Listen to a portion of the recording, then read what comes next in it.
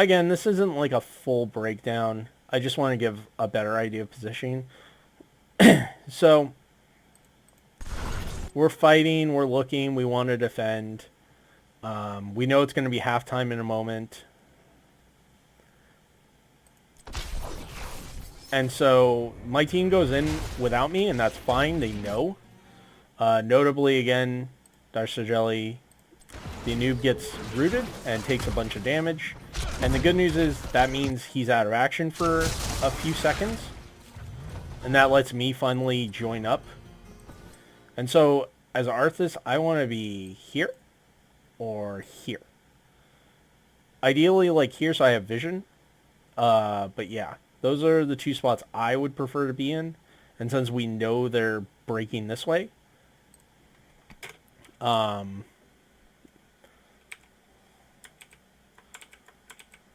let's zoom out a bit more. Yeah, we can see him on vision.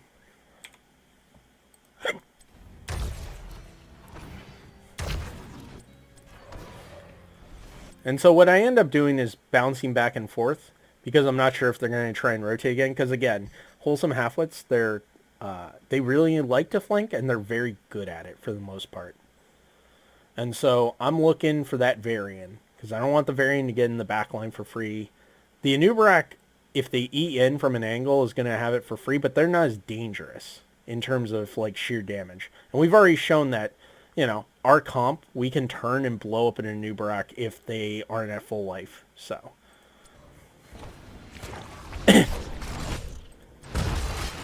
So once I know where they are, I immediately go down and I root. And I'm just going to hold this position, basically. Yeah, and I back up as soon as Sajelli's there. The problem is I'm just taking too much damage from Tychus. Like, against the normal sustained DPS, this wouldn't be so bad, but Tychus specifically, he's in good position. He's just deleting me. And unfortunately, the mark is not on me. Despite that, we do get them clumped, and we don't let them press up too much. Like, look how much damage they took. Again, look at Anubarak. Look how much damage he's taking. Boom, boom, boom. And so I have to back out because I got absolutely shredded. But the good news is we did some good damage to them. And I'm back refreshed at halftime. Nobody died. And we're that much closer to 10. And so again, Sajelli steps up here, and this I think is actually a mistake. This I think is an over-engaging, because it's going to have to E out.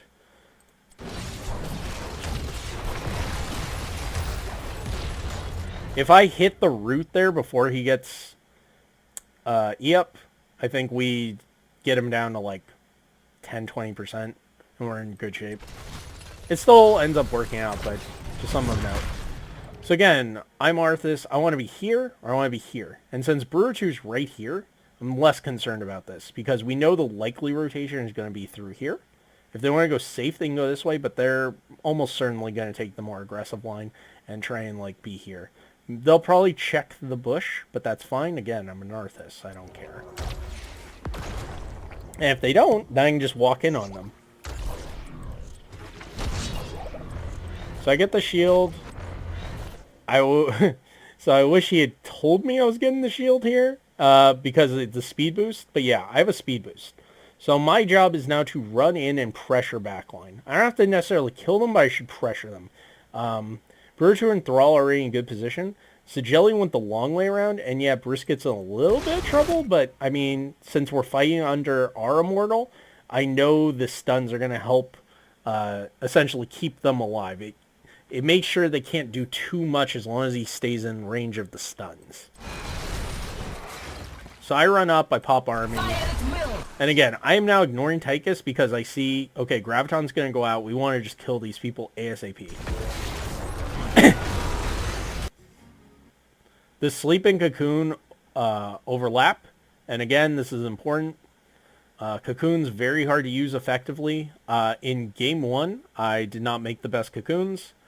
And in the heat of the moment, it is very easy to overlap ults, stun ults, or ults that are similar in nature to Cocoon. So whenever possible, always call it out first.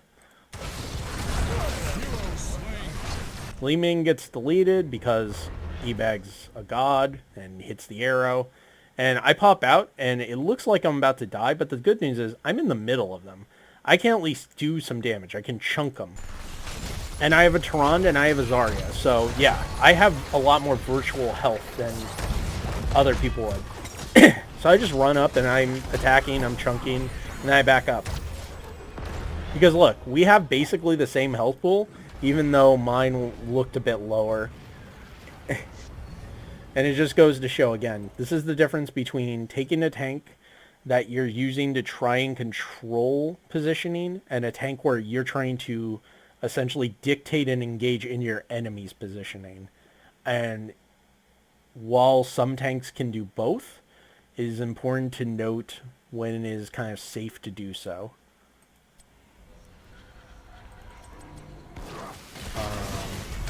So yeah, I mean, that's pretty much it. We're going to run through this a little more because I think there's one more I want to share real quick. But, you know, if you like this kind of thing, this little bit of analysis and, you know, some thoughts as, you know, well, a tank player, let me know. And I would certainly wouldn't mind doing more of this.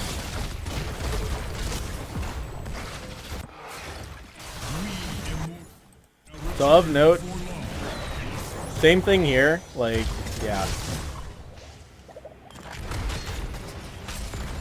I think one of the biggest differences this game compared to the other games is just how much easier it was to fight into a single tank without any other real bruiser. I mean, I know Varian's a bruiser, but like, it just doesn't feel the same as when they have Imperius, or even like a Blaze as a secondary. And a Nubarak is like supposed to be the tank.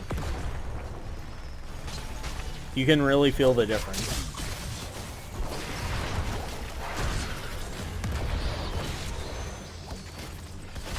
I must find. We burn. So this one's a little weird. As Arthas, I want to be here or here. And a Nubarak, usually I would expect to be, yeah, either over in this area, or if they're on the attack and they want to look for something, over here. This whole thing could potentially be a Nubarak, depending on where exactly we are and how much vision we have.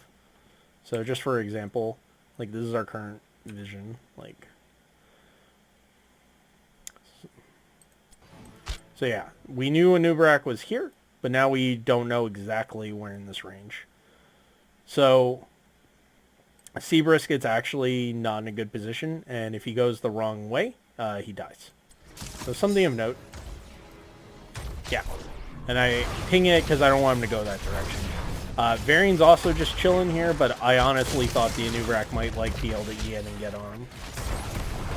Again, so we lose primarily because we waste 2 ults. We just completely whiff them. But yeah, I mean, again, Anubarak, you have to be really careful playing this hero.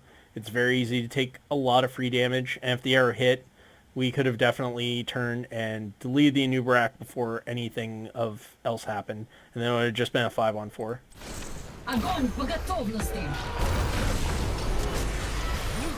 And we almost get him again, actually, with off the grab.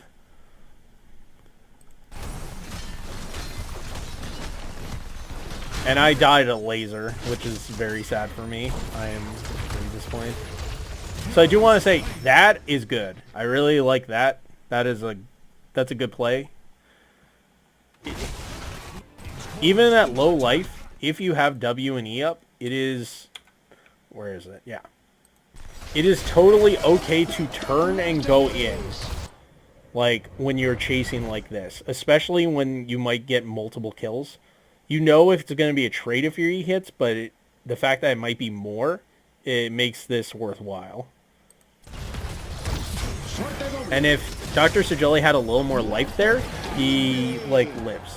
So yeah, just one thing I did want to note before ending the video. I just wanted to commend that play and point that out. It is totally okay to turn and then chase, even if you're low on life, as long as you know by Eing in you are likely to net a kill or multiple kills. Also, your team has to be aware you're doing it. One of the absolute easiest mistakes to make on a Diablo or Nubrak is chasing with a Shadow Charge or a Burrow Charge, and then your team wasn't ready to follow up, and even that like half second to second delay in them getting there can mean you die before you get any value off your stun. So just something to keep in mind. Okay, well, thanks for watching. Thanks for listening. Again, if you like this kind of thing, let me know, and I'd be happy to do more. See you later.